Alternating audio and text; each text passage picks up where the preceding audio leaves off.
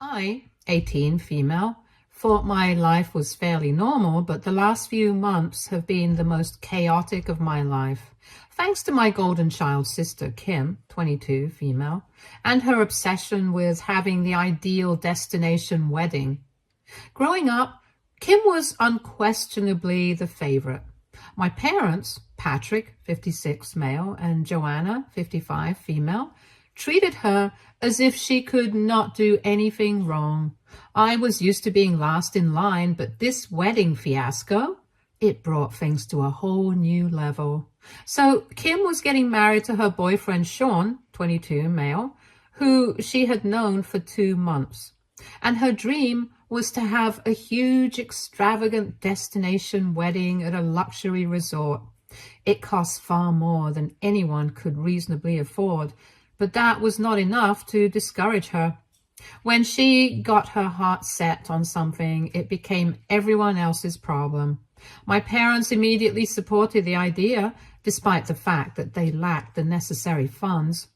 At first, I assumed I would attend the wedding just like any other sister, but I quickly realized that my role was more like a walking bank account than anything else. When the costs started getting out of control, my parents sat me down and informed me that they needed to use my college savings to help fund Kim's big day. I was furious and basically offended. That money had been set aside for my future, for the education I had worked so hard for. And more importantly, it was the money our grandfather left for me. He left money for Kim as well, but she wasted all of that money just to maintain her lavish lifestyle. However, as usual, Kim's wishes came first. My parents did more than just ask. They guilted me. They made it sound like I was selfish for not wanting to help out the family by supporting Kim. They made statements like, "Kim would do the same for you," which was a complete joke. After days of exhaustion, I gave in. I reluctantly transferred $10,000 from my savings fund, frustrated and disappointed. The days leading up to the wedding were tense. I still was not happy about giving up my savings, but I tried to make the best of it. At least I would be able to attend the wedding, right? Wrong. 4 days before everyone was set to leave for the airport, Kim pulled me aside and dropped a bombshell. I was not invited to the wedding. She said having me there would be a bad look for the family. I did not even know what that meant. I just knew it hurt. After everything, I was not even allowed to be there. I watched in shock as my family packed their bags and left for the airport without me. They did not seem bothered by the fact that they had excluded me after taking my money. I spent those days alone, stewing in anger and betrayal, but that time also gave me clarity. I realized how much I had manipulated my whole life, always putting Kim first, always sacrificing for her. Not this time. I called my bank and requested a charge back on the $10,000 I had transferred. I did not care about the fallout. I was done letting them walk all over me. The chargeback was processed, and the money was returned to my account within a few days. It was a small victory, but it felt massive.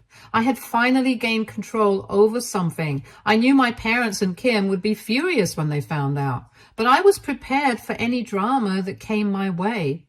Now, this is where things took an even stranger turn. With my family out of the country, the house was quiet, or at least it was until a few days later when an unexpected guest showed up at the door. It was Kim's husband's ex-girlfriend. I did not know her, but she introduced herself and said that she needed a place to stay and acted like she belonged there. I was so confused. I did not know what to do, but I did not have the energy to deal with any more drama, so I let her stay. I found out that she had a complicated relationship with Kim's husband and had been in contact with him before the wedding. Apparently, she had hoped to patch things up with him, but things did not go as planned. I didn't know the full story, but it was clear that her being here was a problem waiting to happen. When my family finally returned from the wedding, they were all exhausted and stressed. Kim was already in a bad mood because her perfect wedding had not gone as planned. There had been tension between her and her husband, and she was furious about something that happened with his side of the family. Little did she know the real drama was waiting for her at home. All hell broke loose the moment they entered our living room and saw Kim's husband's ex standing there. Kim totally lost it. She screamed, demanding to know why this woman was in our home and how she got there. My parents were also shocked, but their primary concern was to calm Kim down. The ex-girlfriend, for her part, did not appear alarmed. She acted like she belonged there, unconcerned about the chaos she was causing. It turned out that Kim's husband had invited his ex to the wedding at the last minute, which caused a huge blow-up during the event. I guess she did not take the hint when things didn't go her way at the wedding, and she decided to show up at our house instead. Kim was beside herself. She had spent tens of thousands of dollars on this wedding and sacrificed so much, only to have her husband's ex-girlfriend crash the whole thing. And then came the money issue. Kim had no idea that the $10,000 I had given her was no longer part of her wedding fund. When she checked her accounts and realized it was missing, she went into another fit of rage. My parents, predictably, were furious with me, but I did not care. I calmly explained that since I was not invited to the wedding, I did not feel obligated to pay for it. It was that simple. The house was a total disaster. Kim was furious about the wedding, her husband's ex, and the debt she now had to repay. The wedding cost $40,000, and she had no idea how she would pay for it. She blamed everyone, her husband, his family, and me, for how things turned out. Meanwhile, her husband appeared to be walking on eggshells, attempting to smooth things over, but failing miserably. In the midst of the chaos, I felt strangely unattached and unbothered. For the first time, I was not caught up in Kim's drama.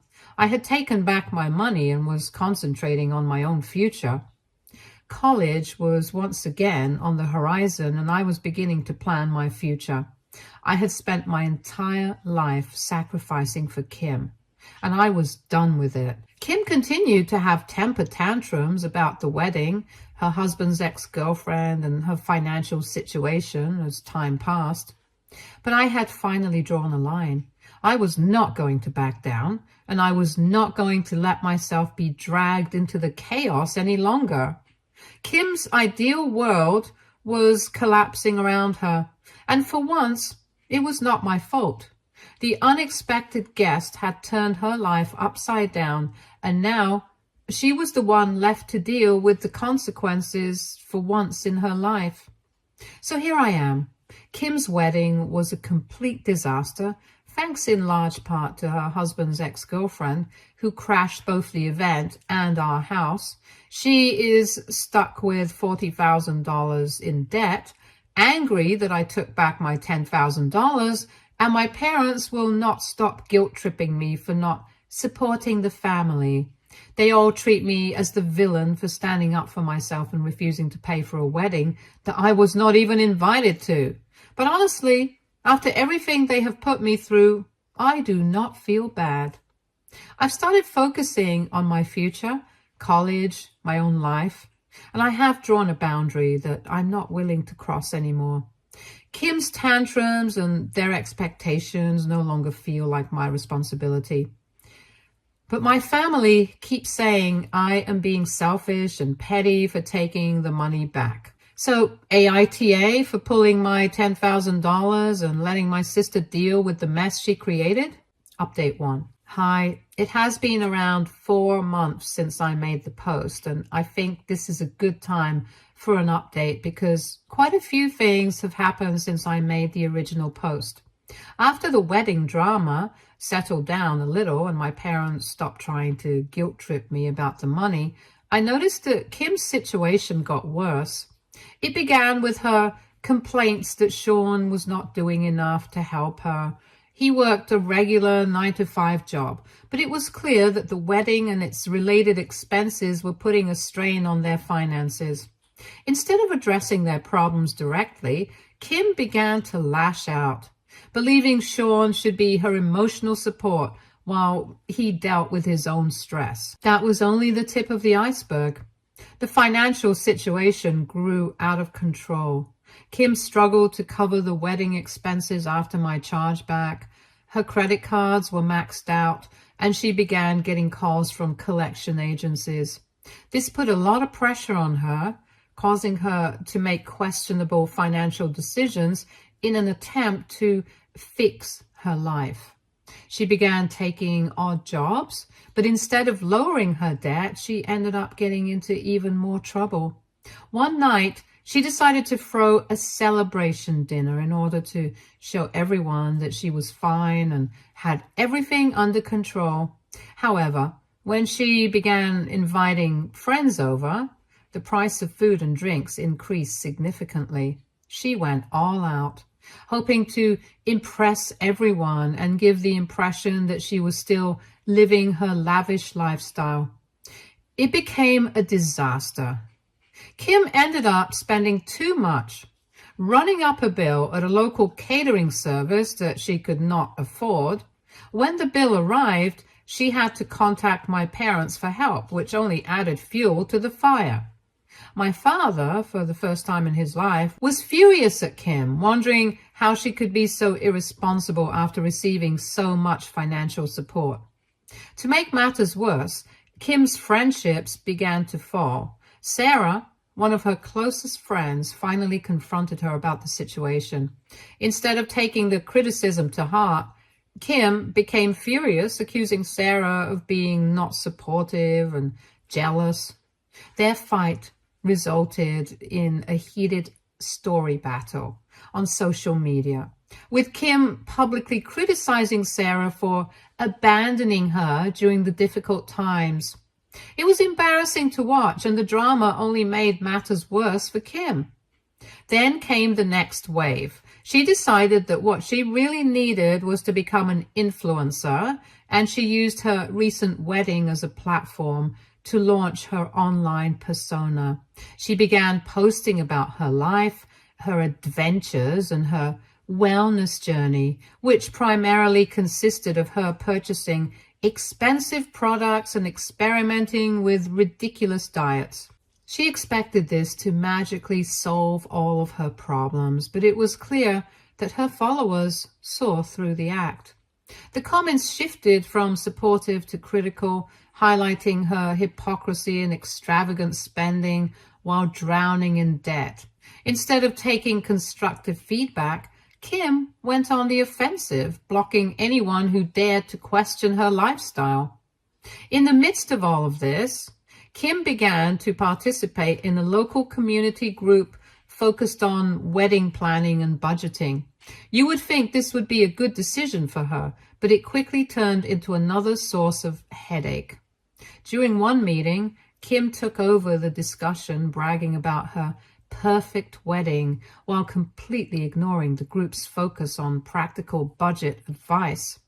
The other members became frustrated and a fight broke out. Kim stormed out, saying they were just jealous of her wedding experience. The group eventually blacklisted her, dealing another blow to her already fragile social standing. During this time, I began college and was able to get some scholarships and take out a few loans. I was relieved to be out of that toxic environment. I tried to avoid the drama as much as possible, but Kim's outbursts were never far from my mind. Every time I spoke with my parents, they would give me an update on how and what Kim was doing, which was never good news. My mother even suggested that now that I was back on track with school, I could help out. But I quickly dismissed that idea. I was not going to let myself get sucked back into their mess. Kim was finally dealing with the reality of her increasing debts. The community group that had once seemed like a lifeline had turned against her, and her social media following had shrunk to near zero. Friends who had previously supported her were backing away, realizing that the person they knew disappeared and was replaced by someone consumed by denial and fake lavishness. Meanwhile, Sean moved out and started living with a few of his friends because he could not deal with this drama anymore. Staying with Kim only meant spending way too much money for no apparent reason, and he was clear that he would not be able to afford that or her lifestyle in general, and it was fair, to be honest. My parents, still trying to help her, encouraged her to get a job or reduce her spending, but Kim would not hear it. She was confident that her influencer dreams would come true, and she refused to settle for anything less than the life she desired. I watched her spiral deeper into her delusions. She was determined to prove everyone wrong, but she only alienated herself further.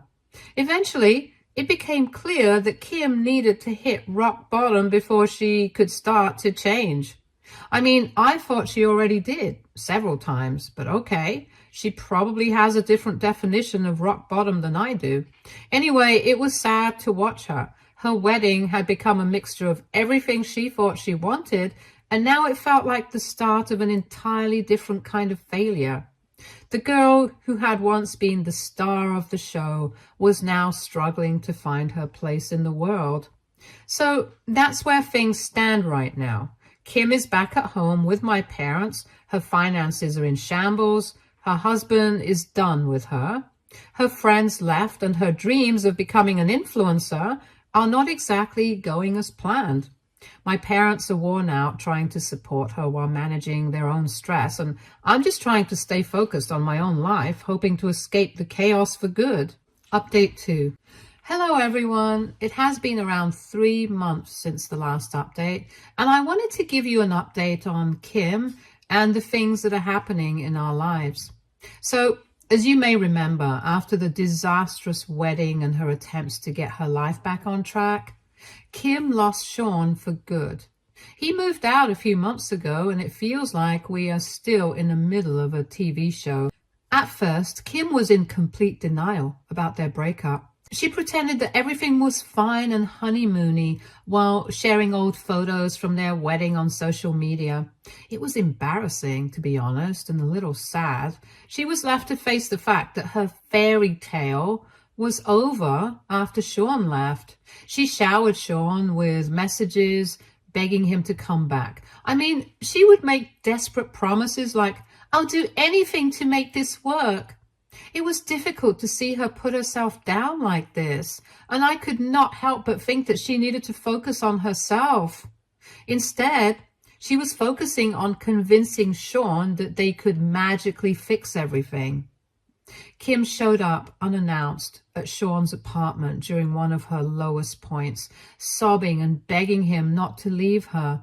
He handled it gently while remaining firm, explaining that their relationship had become toxic and that he could not go back. That only made her more desperate, and she was sure that if she simply showed him how much she loved him, he would reconsider.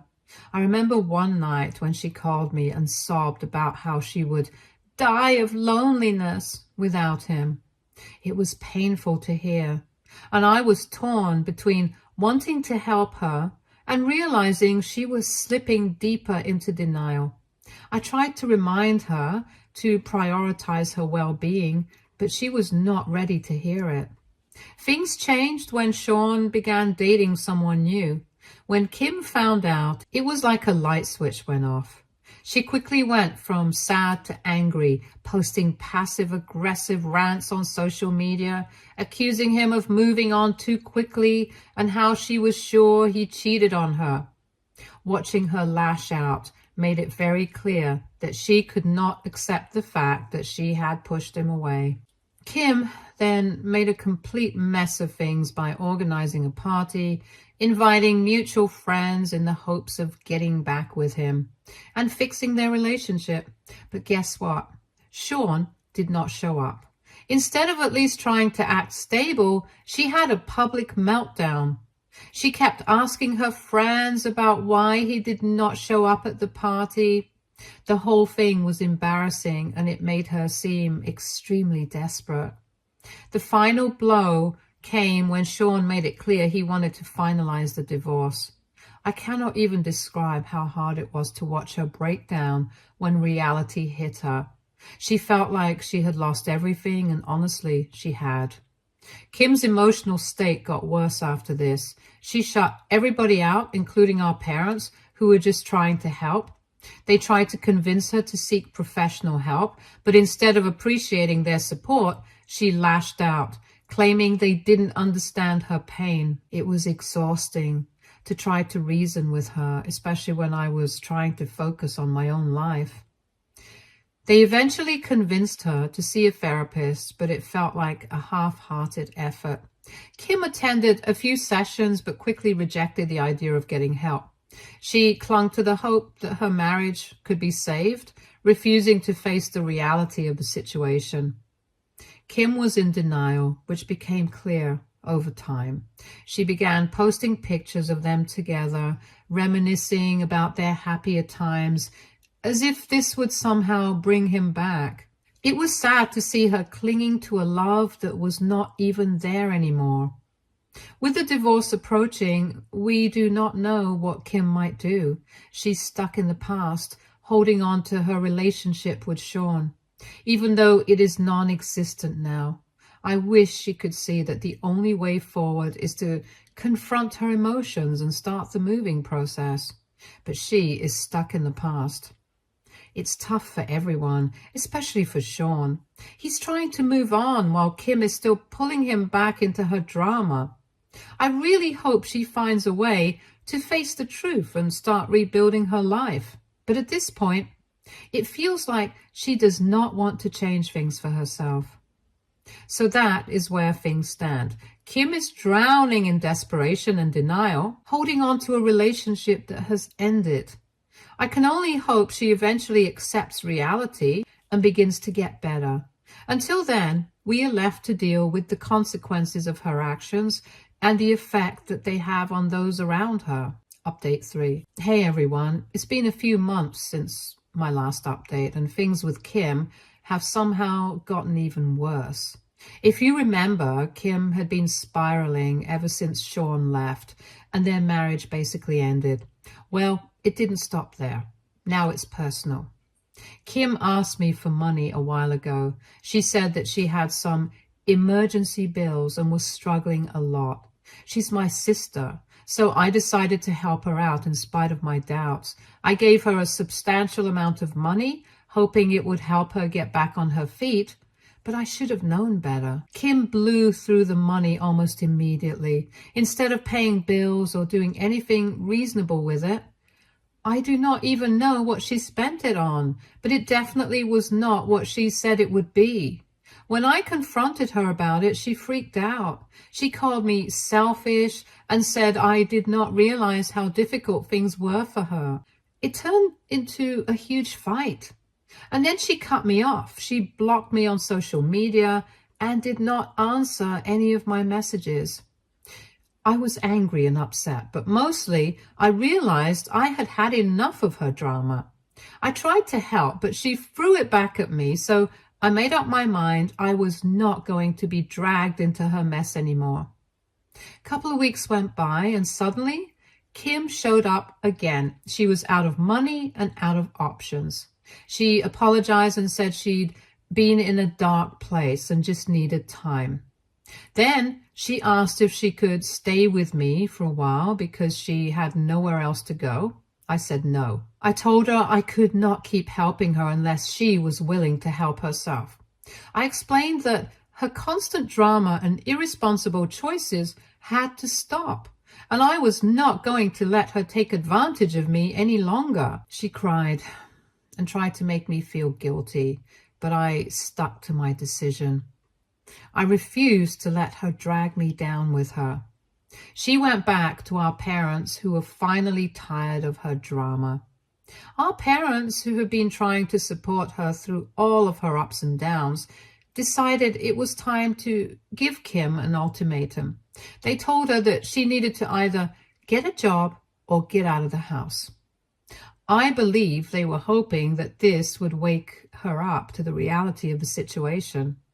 I do not blame them. Living with Kim had become exhausting for all of us. Surprisingly, Kim did find a job pretty quickly. It's not something very big or glamorous. It's just some retail gig at a local store. But at least it's something.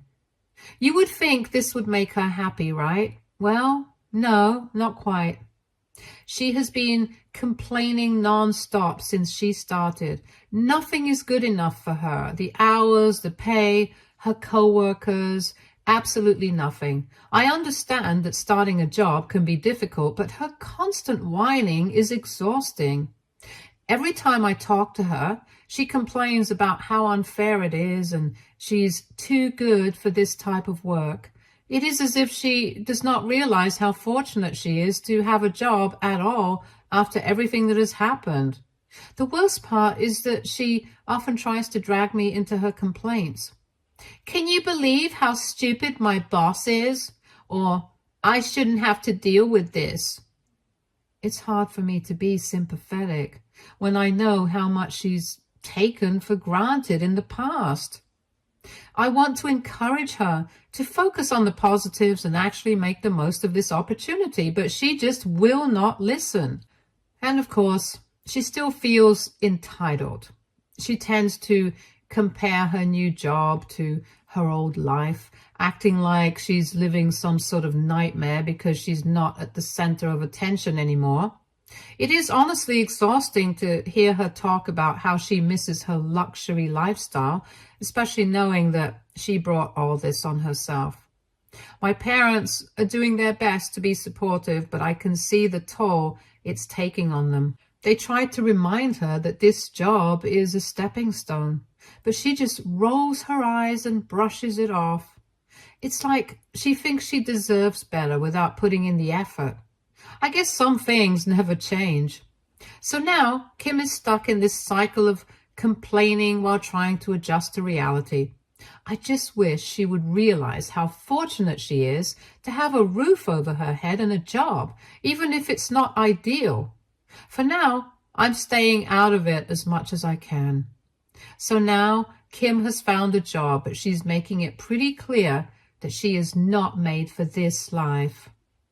I'll keep you all posted if anything changes, but for now, it looks like we are all stuck in this. Update 4.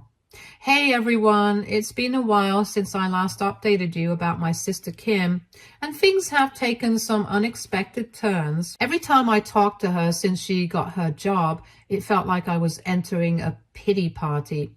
She would rant about how unfair her boss was, how her co-workers were lazy, and how she was too good for this kind of work.